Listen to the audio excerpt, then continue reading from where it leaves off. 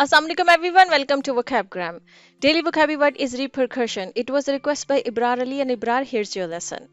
Repercussion is a noun and it means unpleasant effect or result of an action or event. देखिए, कोई काम हुआ या कहीं पर कोई इवेंट हुआ और उस काम का या इवेंट का अगर कोई अनप्लेजेंट बुरा रिजल्ट निकले या उसका असर निकले बुरा तो उस बुरे असर को या उस बुरे रिजल्ट को हम रिपरकशन कहते हैं जिसको उर्दू में आप कहते हैं ना कि इस मामले के असरात बहुत दूर तक निकलेंगे। ठीक है, तो वो असरात जो हम वर्ड बोलते हैं ना वो रिपरकशन हो सकता है, या नताइज जो हम बोलते हैं कि इसके नताइज ये हो सकते हैं तो वो उसको आप रिपरकशन कहते हैं। लेकिन रिपरकशन हमेशा यूज होता है जब हमने बुरे असरात या बुरे नताइज के बारे में बात करनी हो। जैसे कि जैसे एग्जाम्पल के तौर पे आप समझ लें कि जैसे अगर आप रेंट नहीं देते हैं अपने घर का तो जाहिर बात है उसका रिपरकशन क्या होगा कि आपको एक एक टाइम आएगा कि आपको लैंडलॉर्ड कुछ अरसे के लिए, कुछ माह के लिए बर्दाश्त करेगा, उसके बाद वो आपको अपने घर से बाहर निकाल देगा। ठीक है, इसी तरह से अगर आप घर रात को लेट आते हैं, अगर घर में आपको कहा गया है कि इतने टाइम से ज़्यादा देर आपको बाहर रुकने की इजाज़त नहीं है, कुछ फैमिलीज होती हैं जो इजाज़त नहीं देती हैं, तो अगर आप लेट आते हैं घर में तो जाहिर है फिर आपको उसके रिpercussions जो है उनको फेस करना पड़ेगा, मतलब उसके नताइज को फेस करना पड़ेगा कि हो सकता है आपको डांट पड़े या कुछ भी जो भी रिजल्ट उसका निकलता है। ठीक है, या आपने कहीं पर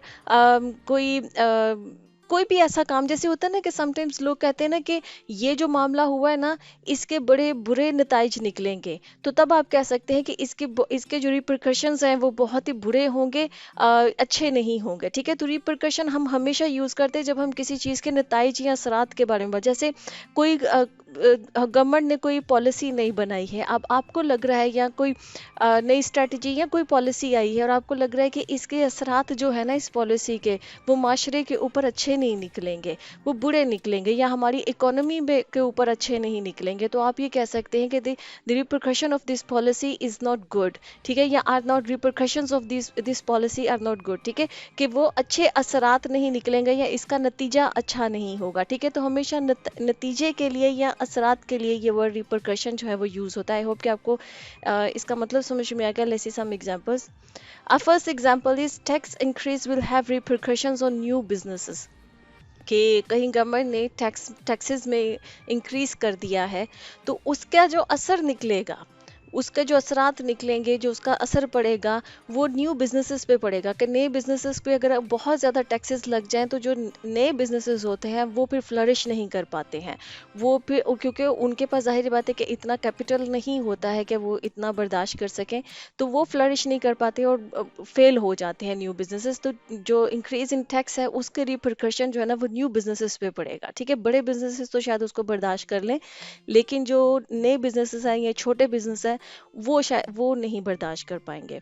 A second example is one day you will face the repercussions of what you are doing today. देखें, ये जुमला तब बोला जा सकता है अगर आप देखें कि कोई इंसान आज कुछ ऐसा कर रहा है जिसके आने वाले वक्त में बुरे असरात निकल सकते हैं, तो तब आप कह सकते हैं कि एक दिन तुम्हें जो तुम आज कर रहे हो ना इसके तुम्हें जो नताइज है ना वो भुगतने पड़ेंगे या इसके तुम्हें असरात भुगतने पड़ेंगे। ठीक है, हो सकता है कोई इंसान अपनी ज़िंदगी में कुछ ऐसे फैसले कराए या अपनी लाइफ को कुछ ऐसी एक्टिविटीज़ में ज़ाया कर रहा है कि जो उसको अभी तो महसूस नहीं हो रहा है, लेकिन आने वाले वक्त में उसको उसके बुरे नताइज का या बुरे असरात का सामना करना पड़ सकता है। ठीक है, our third example is these financial crises are the repercussions of your poor planning.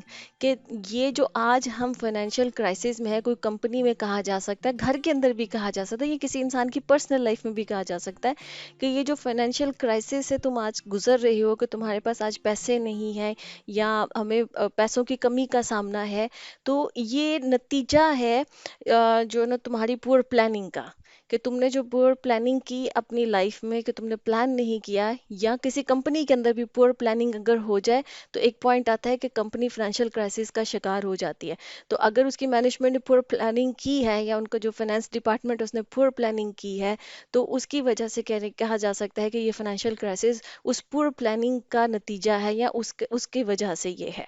Okay, friends, the lesson has come to the end. I hope this lesson was useful for you. If you like this lesson, kindly subscribe to my channel, share this video. I'll see you next lesson. Allah Hafiz.